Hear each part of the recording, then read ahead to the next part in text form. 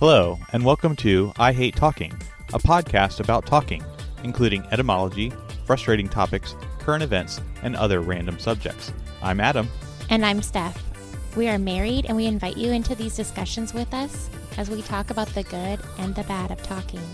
We hope you enjoy today's episode.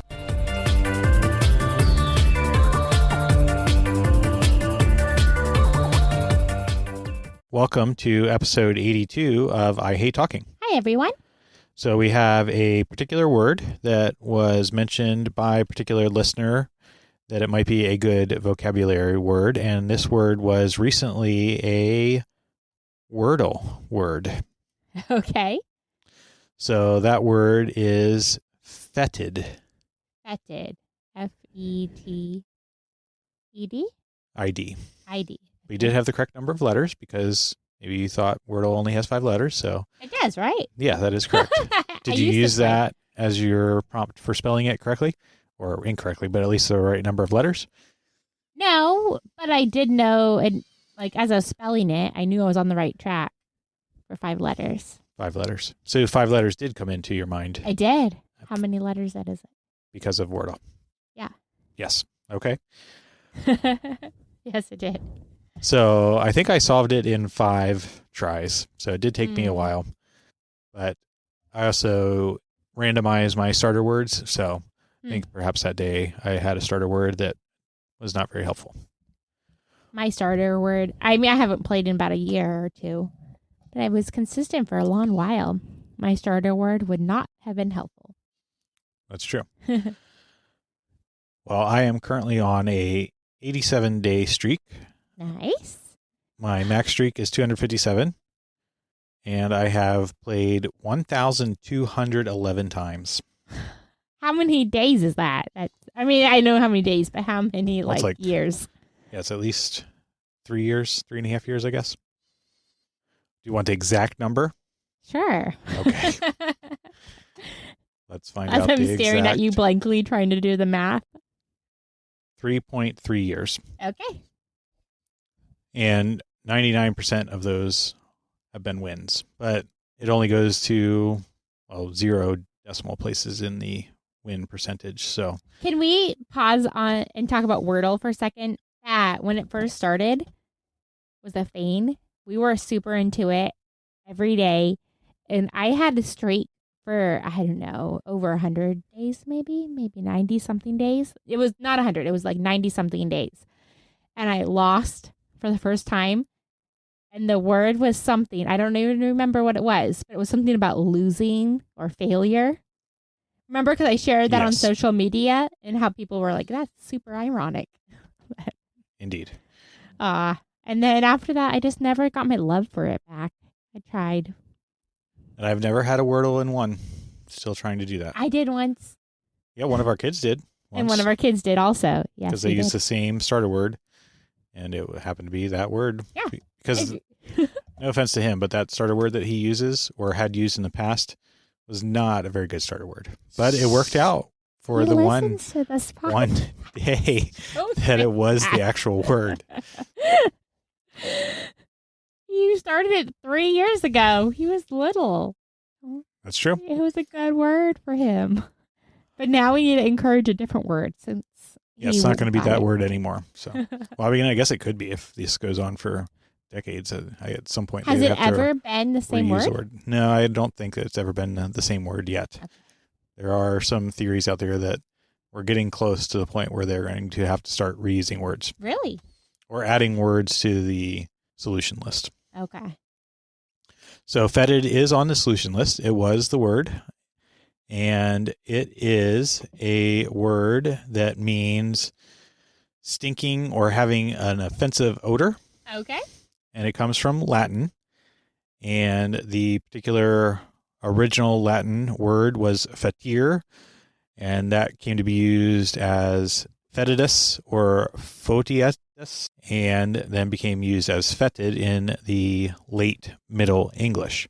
Now, there are some theories that this particular word, fetere or fetidus, was related to Latin words for dung, which was fimus, or smoke, which was fumus. So as you're saying the word, it reminds me of like fetish. Is there any relation to that? I don't think so, but we can check.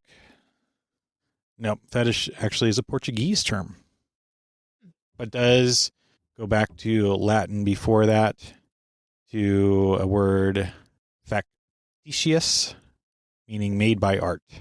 Oh, But the Portuguese co-opted that term and shifted that to artificial objects. okay. So because when you're explaining, how do you pronounce the word again?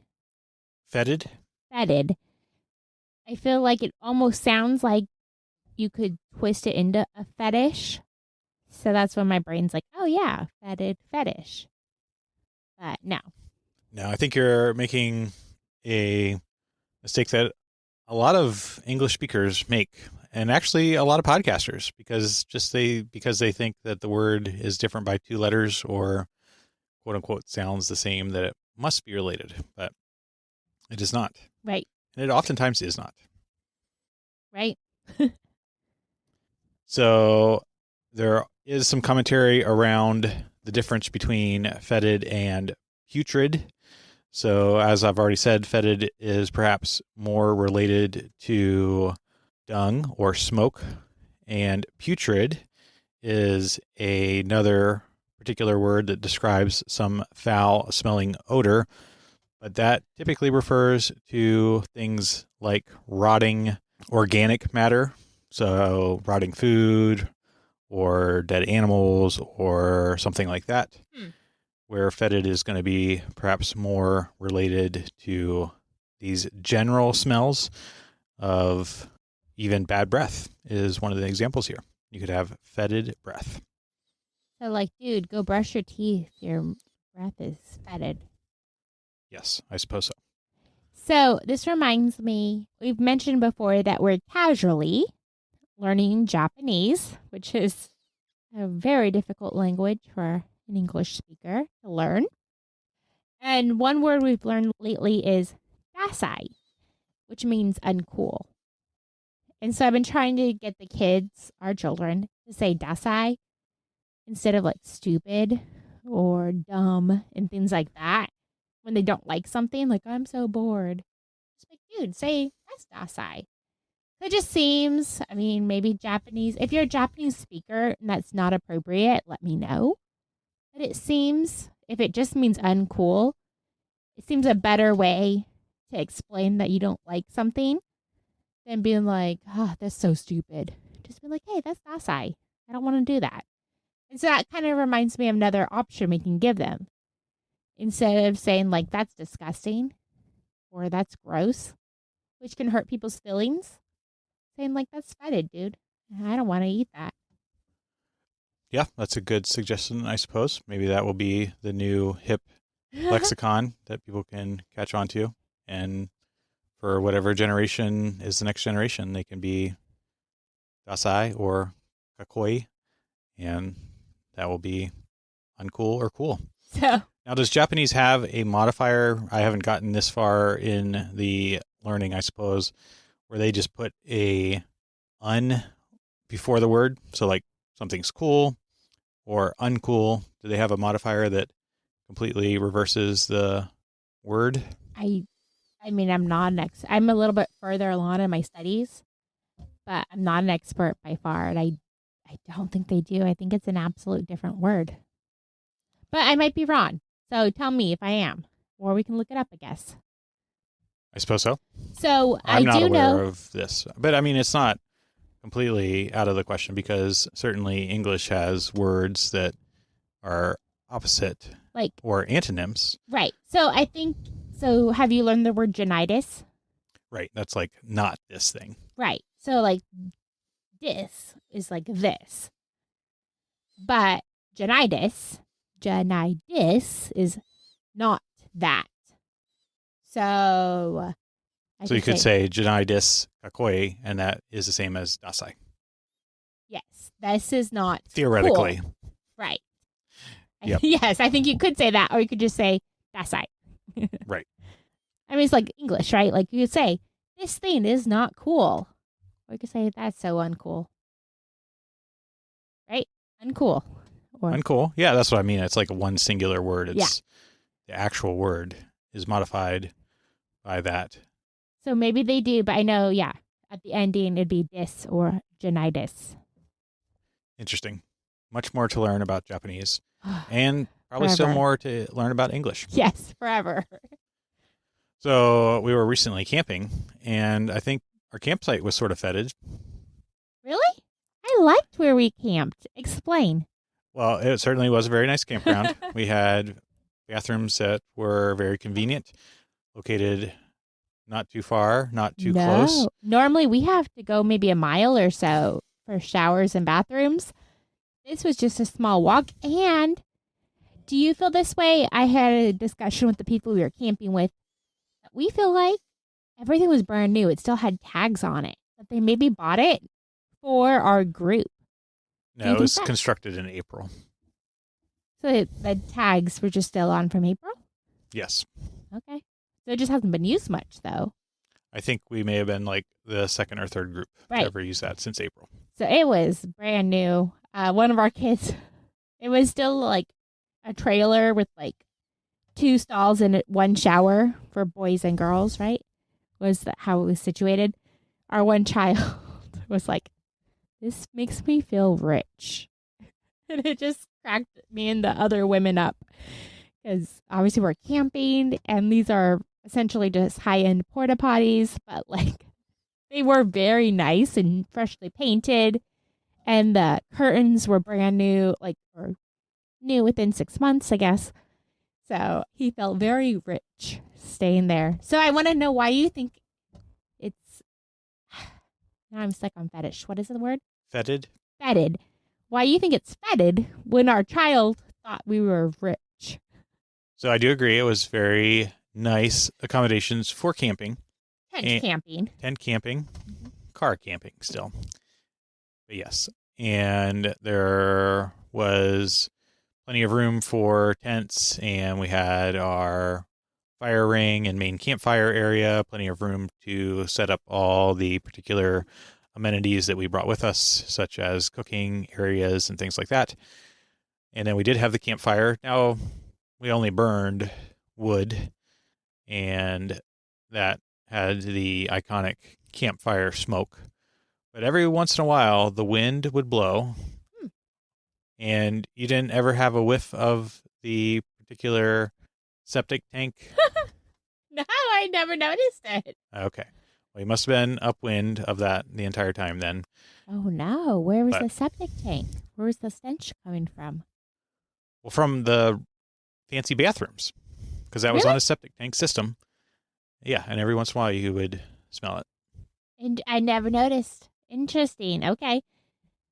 And then that would mix with the campfire smoke. And that is, according to our research, potentially the literal definition of fetid is smoke and poop.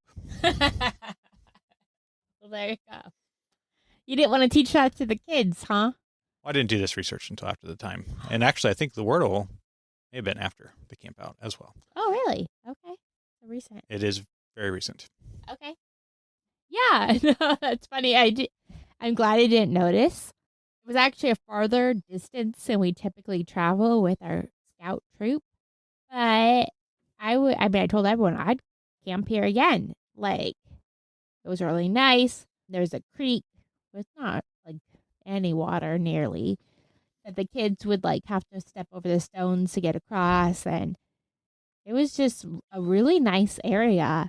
And it was beautiful with the fall leaves and the bathrooms that made us feel rich.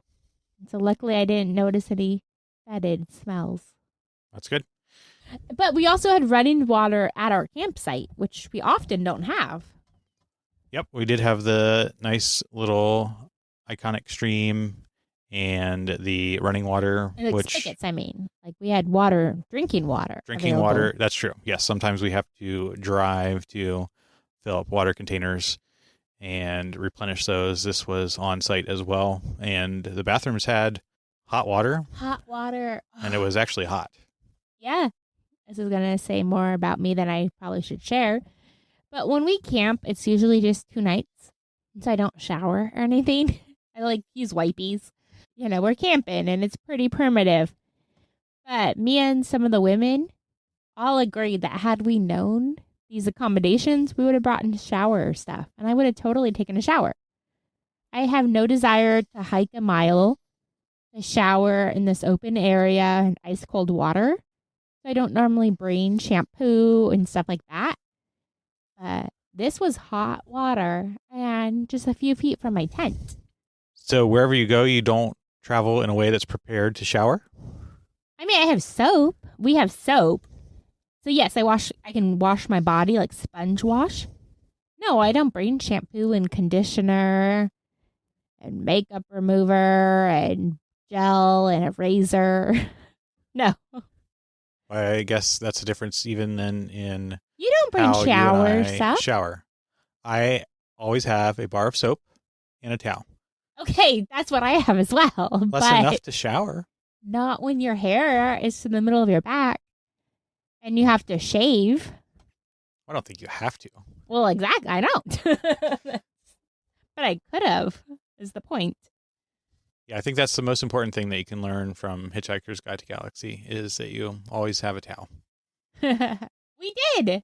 Yeah, we did. And we and soap. also And lost. that's enough for me to shower. Although I did not during this camping trip either, but I was prepared to.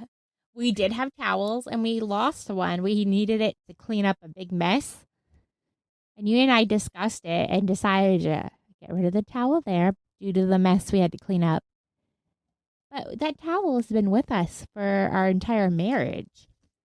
So, I mean, Did we have a little ceremony as we were laying it to rest in the trash can? I kind of did. I was like, good job. You've done so well over these years. It really has done us so good. We only, maybe got 4 towels when we got married? I think 4. That's what I'd guess. Well, 4 like bath towels, and I think it came with the subsequent set of hand towels and right, washcloths. and washcloths. You're yes, full-size bath towels. So 4. I think we had 4. And we still have them. I mean, now we have 3. Plus, we've added through the years, but those initial ones have still been my favorite. They're still the softest, most absorbent, and beautiful. Well, there you go. And to clarify, it was not our mess. We were cleaning up other people's mess. That's why we had to toss it. That's what leaders do. Yes, it was not our mess, but we willingly and kindly cleaned up someone else's. I also, in hindsight, shouldn't have brought those. Those are not our best towels, quote unquote. That's why I brought them. They're over 16 years old. But, maybe I should have brought more ragged towels. I suppose so. Now we know for next time. Just bring all the towels. All of No. them? I mean, essentially, you probably don't have as many as some, but we have quite a few. We do have a few. We need to bring the little ones. Like, we have Paw Patrol towels and stuff. Those are what I should have brought. Because our kids are outgrown Paw Patrol and Mater from Cars. That's true. You would not need to have a memorial service for those towels. Oh, maybe more so, though.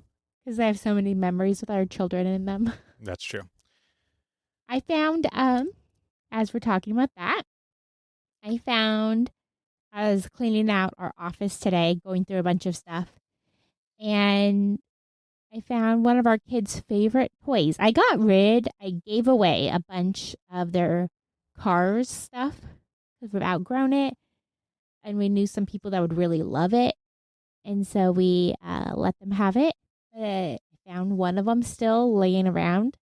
My heart was so happy. Just remembering how much joy our children had with Mater and Holly Schiffwell and who's the main guy?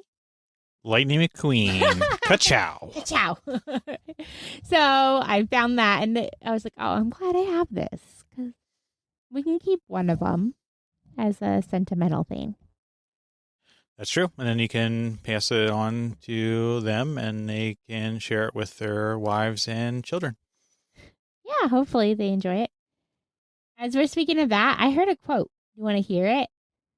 Do I have a choice? Yeah, you always have a choice. Okay, sure. Tell me the quote. We live in America, a free country. Maybe. I don't know. The government shut down SNAP benefits are ending.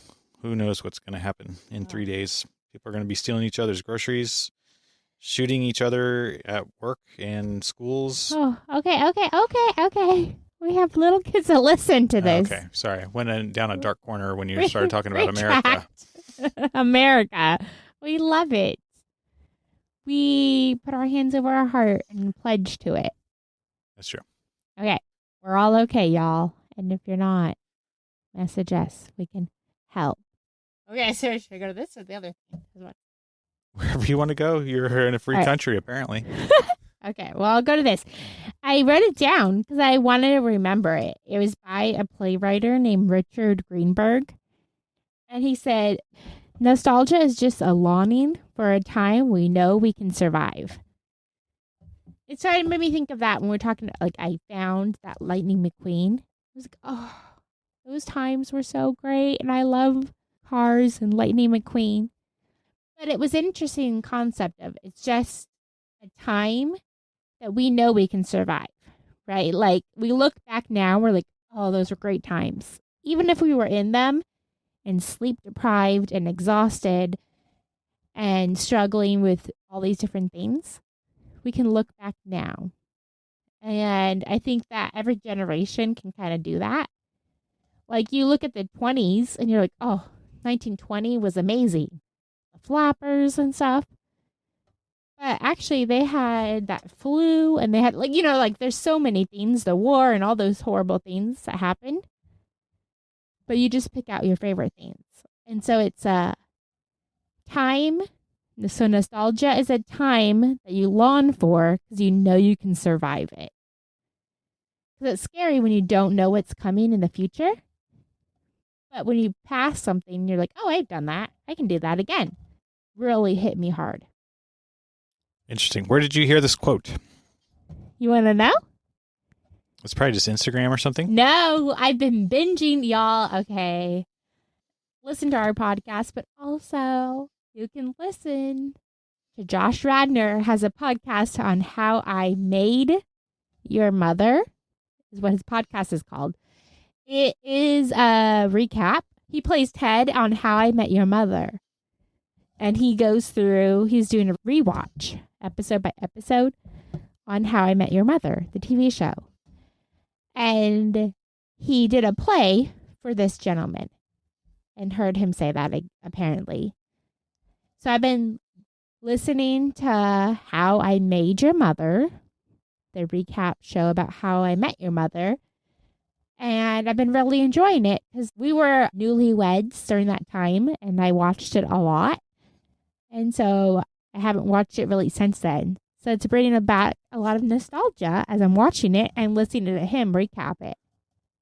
So the person that you're quoting, Richard Greenberg, is quite the character. His famous show, Take Me Out, has a ridiculous plotline. Well, does he have Josh Radnor in it or somewhere in there? Supposedly Josh Radnor is the one who quoted him. It premiered in 2002. Okay, yeah. That'd be around that time, right before How I Met Your Mother. Anyways, go ahead if you want to talk about his plot. I am not even going to talk about the plot. He only has one playwright. You wanted to keep this good for the kids, then there's no way I can talk about the plot. This is a family show. Yeah. He only has one show? Okay. No, this was the most famous show. Oh, apparently others are not all that different. So okay. Don't watch plays by Richard Greenberg. Also, I disagree with his quote. So you do? Okay, first let me address this, and then I want to hear that. So think about that. I want to give him credit because whenever I hear a quote, I think it's important to give credit to whoever you heard the quote from. So that's why I did, and I heard Josh Radnor quote him. So I did not deep dive it. I just wrote it down. I have a list of quotes I love. And that was just one I added to my lovable quotes. So I did not deep dive him. I apologize if he's not great or maybe you love him. I don't know. I know I love How I Met Your Mother. And so tell me why you disagree with the quote. I'll give it again what he said. Nostalgia is just a longing for a time we know we can survive. Yeah, I think there's people that knew they survived the Holocaust or knew that they survived the Great Depression. Mhm. They do not long for those times. But is that nostalgic for them? I don't think so. Exactly. They Or know they survived it, and therefore, according to this gentleman, they should be nostalgic for that time because they know they survived that. But I would highly doubt that anybody would be nostalgic for that specific experience. okay. Now, there may have been highlights within that experience, and I would categorize that more as thriving, not surviving.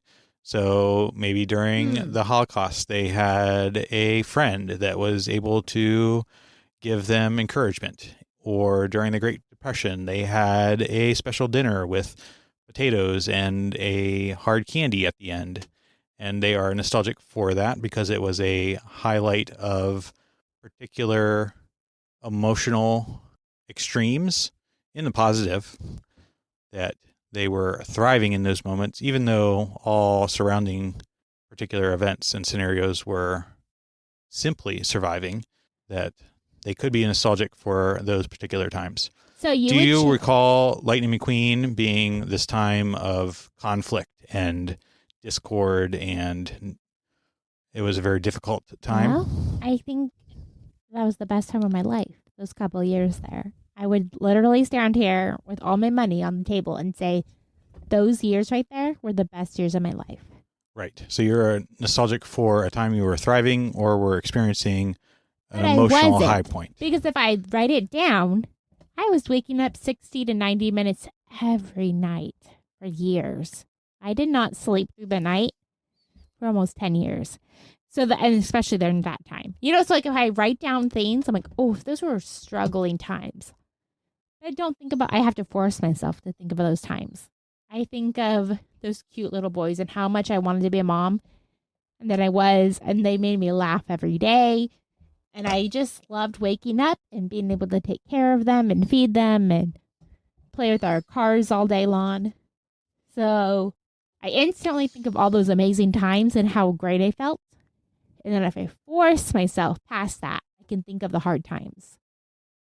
But I understand what you're saying. So you would reword the phrase, nostalgia is a time of longing for when we thrived. Correct.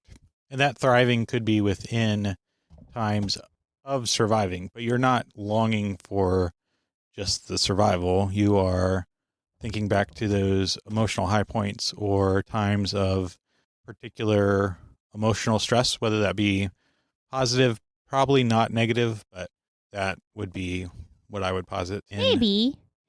But I think maybe the concept I'm getting at, that I'm taking from it, is during those times I remember having stressful times. Our one kid had a lot of medical issues. Again, we didn't sleep very much. She traveled a lot. And so when I think about it, like, oh yeah, I actually struggled a lot, was very stressed during that time. But now I remember only the good stuff. And now I have different issues as our kids are getting older and having a whole different social and peer dynamic that's stressful. I'm like, oh, now I'm stressing about this. I wish I could go back to those times when all I had to do was pick my kid up and we could leave a situation. I mean, our kids are too big. I can't pick them up and walk away from something now. Like, they're too heavy for me to carry out of a store. That's true. Maybe we've already passed the point where we've picked up our kids and put them back down and never will pick them up again. No. You want me to cry? Is that the point of this? No, it's not. But it does happen. There is a point where you, as a listener, or you, as my co-host, were picked up by your parent, put down, and never picked up again. It's true. You don't realize it until it's like far past. That's true. So sad. So perhaps for our next episode, nostalgia will be the word. Maybe. I am curious now about the etymology and perhaps some of the nuances on where that particular word comes from and if this gentleman is correct or not correct. And I'm still fairly convinced that this is actually a poor quote. Okay, so we'll do our own research now because I didn't prior. Right now or for our Yeah. next episode? Next episode. Next episode. And y'all, if you have opinions, let us know. If you agree with Richard Greenberg or with Adam on which way nostalgia goes, and then we'll do our research and we'll come back and chat. Yes, that sounds good. So, as always, you can leave a comment, send us a text, or send us an email with your particular thoughts on any of these topics, or even new topics that we can tackle in the future.